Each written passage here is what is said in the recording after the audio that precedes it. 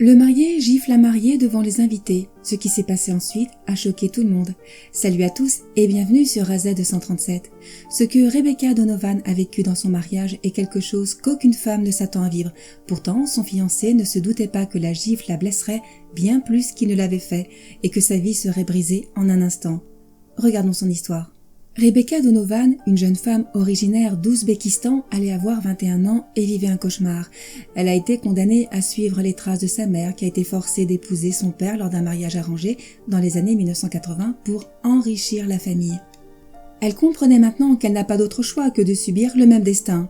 La jeune fille avait grandi en voyant son père, un milliardaire du coton nommé Radam, étendre les usines de vêtements de sa famille à travers le monde, habituée au luxe et à l'excellence de la vie que lui offrait sa famille traditionnelle. La jeune femme n'avait jamais vraiment compris les conventions de la nation natale de son père en Asie et elle n'avait que peu d'intérêt à apprendre la culture que sa mère méprisait secrètement. Lors des repas de famille, on disait souvent à Rebecca qu'un jour elle épouserait un homme très riche, ce qui élèverait le statut de leur famille dans le monde des affaires.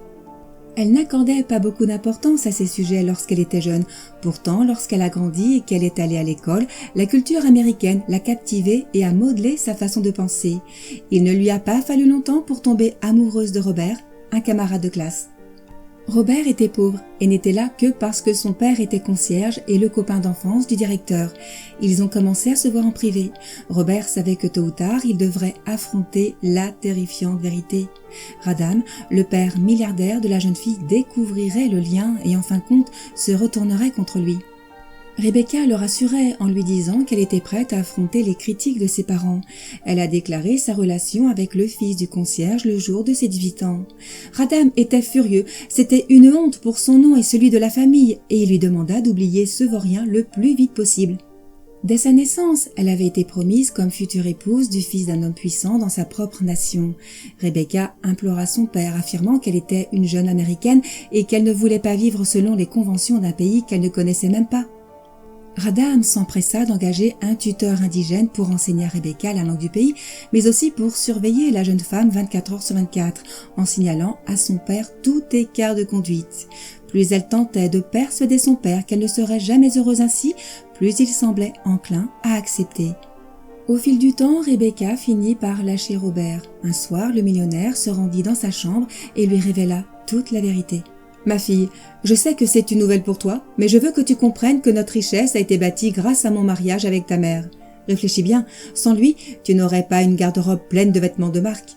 Nous n'aurions jamais eu tout le luxe dont nous jouissons. C'est la vie que je voulais donner à ma fille, à toi. Et c'est ce que j'ai fait. Quelle vie veux-tu donner un jour à tes enfants ? Il se trouve que pendant longtemps nous avons réussi, mais les choses ont changé et les affaires ne sont plus les mêmes aujourd'hui. Si nous n'agissons pas maintenant, nous perdrons tout ce que nous avons. Si tu peux faire preuve d'un peu de gratitude et accepter cette alliance avec cette famille puissante, notre vie continuera d'être belle et nous n'aurons jamais à nous soucier de quoi que ce soit au monde. Peux-tu me rendre l'appareil en faisant ce que j'ai fait pour toi ? Les remarques du père de Rebecca l'ont frappé comme une tonne de briques. Tout le poids de la préservation de la qualité de vie de sa famille reposait soudain sur ses épaules et elle se sentait mal à l'aise à l'idée même de refuser la demande de son père. Elle a fini par baisser ses bras et accepter son fardeau. Elle sentait qu'il n'y avait pas d'autre option pour elle et elle a donc accepté l'offre. La rencontre cruciale a finalement eu lieu lorsqu'elle a eu 21 ans. Au cours de cette période, Robert a tenté de contacter Rebecca à plusieurs reprises, mais elle ne répondait pas à ses appels et ne réagissait pas à ses messages. Elle a compris qu'il valait mieux qu'il l'oublie à jamais. Elle a donc pris un avion et a traversé l'Atlantique pour atterrir à Toshkent, la capitale de l'Ouzbékistan, le pays où son père est né. C'est là qu'elle a rencontré Aziz, le garçon qu'elle allait épouser. Elle a ensuite été présentée à la famille de son fiancé et a passé plusieurs jours à faire sa connaissance. Elle s'est efforcée d'être aussi conciliante que possible au début, malgré les difficultés de la langue, mais Aziz était plus dogmatique et traditionnel que son père. Il était un peu plus âgé qu'elle, mais il se comportait comme un roi devant une servante. L'épouse parfaite pour lui serait une femme prête à accepter toutes ses exigences, à le servir et à lui obéir, et à se comporter comme la grande majorité des épouses dans ce pays. Rebecca, qui se considérait comme une jeune américaine, a refusé d'accepter ces conditions. C'est ainsi qu'a commencé la première querelle entre son fiancé et elle. Les préparatifs du mariage évoluaient au fil des jours. Rebecca était soulagée de voir la fin de ce mariage extravagant. Elle ne pensait plus qu'à son cher Robert qui avait été abandonné pour ne plus jamais être retrouvé. L'heure de la cérémonie a sonné et tout s'est déroulé comme prévu. Après l'échange des anneaux, alors que la fête se poursuivait dans le hall, Rebecca s'est retrouvée entourée de caméras et de photographes. Ce qu'elle n'aurait jamais imaginé, c'est que ces professionnels étaient sur le point d'enregistrer le moment le plus absurde de leur vie. Alors que les photos de mariage étaient prises, l'organisateur de la fête a annoncé qu'il était temps d'apporter le gâteau aux mariés car la tradition voulait qu'ils s'en offrent une part. Rebecca n'avait même pas été prévenue de cette coutume, mais elle la trouva plutôt amusante. Elle regarda autour d'elle et vit que son père et sa mère étaient loin, occupés à un cercle de conversation où ils pouvaient à peine la voir. La jeune fille était entourée des parents de son fiancé et tout le monde la regardait avec beaucoup de curiosité et d'attente. Le gâteau a été placé devant les mariés et Aziz a pris la première part. Avant de le porter à la bouche de Rebecca, il lui a chuchoté « Tu ferais mieux de sourire au moins pour ton bien ». Rebecca fut surprise par la façon dont le marié parlait et pensa que le ton menaçant était une erreur de sa part car elle ne comprenait pas encore très bien la langue. Malgré tout, elle souriait maladroitement et ouvrit la bouche pour manger un morceau de gâteau. Aziz le lui donna et se préparait à recevoir sa part. Rebecca de nouveau cherchait ses parents à la fête, mais cette fois-ci, elle ne les a même pas vus dans la salle. Elle a pris une petite part de gâteau et ne sachant que faire, elle a décidé de faire une petite blague à celui qui venait de devenir son mari et ce fut sa grande erreur. La jeune fille a porté le gâteau à la bouche du marié et lorsqu'il s'est apprêté à le croquer, elle a retiré le morceau de gâteau, ce qui, dans beaucoup d'endroits, passerait pour une simple plaisanterie entre mari et femme. Du point de vue d'Aziz, il s'agissait d'un acte humiliant et même d'un grand signe d'irrespect devant tout le monde.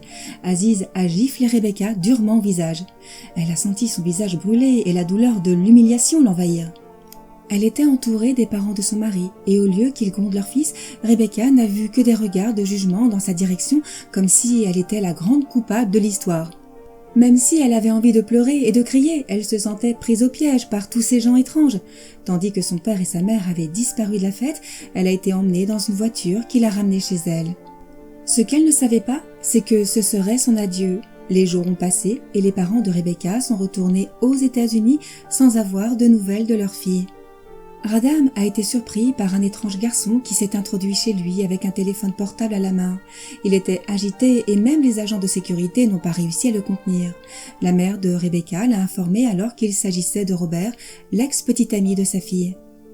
Robert lui a expliqué la raison de sa colère et lui a montré la vidéo qui s'affichait sur l'écran de son téléphone portable.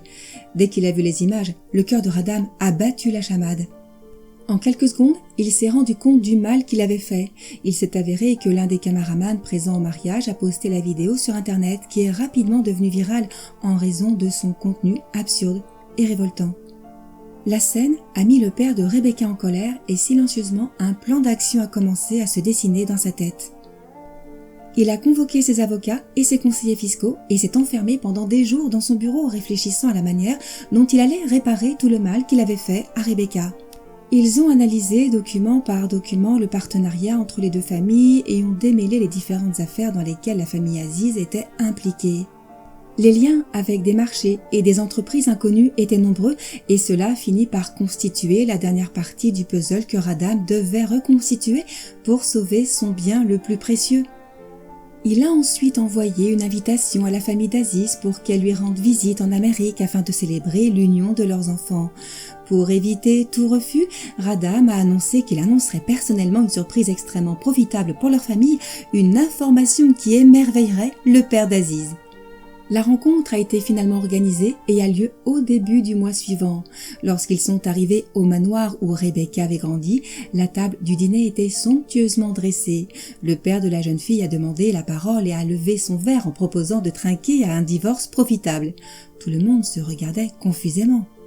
Soudain, la vidéo de la gifle de mariage a été projetée sur un grand écran pour que toute la famille du garçon puisse la regarder et comme prévu, la seule réaction qu'elle a provoquée a été extrêmement naturelle, comme si ce comportement était normal. Le père d'Aziz a tout de même tenu à le défendre.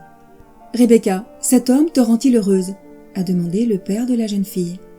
Rebecca s'est contentée de balancer la tête négativement et contrairement à la scène de la gifle, cela a provoqué un émoi et a fait que tout le monde s'est rebellé contre elle. Avant que le mari de la jeune fille ne s'apprête à l'attaquer à nouveau, le père de Rebecca lui a tenu la main et lui a dit que le mariage arrangé était terminé. Radam a ensuite placé les papiers du divorce et a forcé le mari de sa fille à les signer. En lisant le document, le jeune homme a laissé échapper un rire dérisoire. « Vous ne pouvez être qu'un vieillard sénile pour croire que je vais signer un divorce partageant la moitié de mes biens avec une femme qui ne m'a même pas permis de consommer cette union, » a répondu Aziz. Rebecca et toutes les personnes présentes dans la salle ont alors vu le père de la jeune femme afficher sur le même écran un document qui indiquait que la famille d'Aziz blanchissait de l'argent dans ses affaires à l'étranger depuis des années. Ces dossiers contenaient la preuve que les bijouteries et les importations de tabac de la famille d'Aziz faisaient partie d'un complot visant à blanchir le trafic d'opium qui quittait son pays à destination d'un port de Naples en Italie. Le jeune agresseur a signé les papiers du divorce alors que tous les autres étaient immobilisés et pâles. Radam a rangé les documents, a pris la main de sa fille et est sorti de la pièce tandis que les agents du FBI entraient. Aziz et sa famille avaient parcouru 10 000 kilomètres en avion et étaient fatigués, mais ils étaient sur le point de vivre un cauchemar. Ils ont tous été arrêtés et emmenés à témoigner après que les agents ont émis un mandat d'arrêt. Le fait est que sans Robert, l'ex-copain de sa fille, Radam n'aurait peut-être pas appris les horreurs qui ont marqué la vie de sa fille. Radam s'est rendu à l'hôtel avec Rebecca, a béni son union avec Robert et a ainsi obtenu le pardon de sa fille qui était maintenant vraiment heureuse. Quelle est votre opinion au sujet de cette histoire? Dites-le nous dans les commentaires. Merci d'avoir regardé la vidéo. Surtout, n'oubliez pas de la liker et la partager autour de vous. À très bientôt sur AZ237.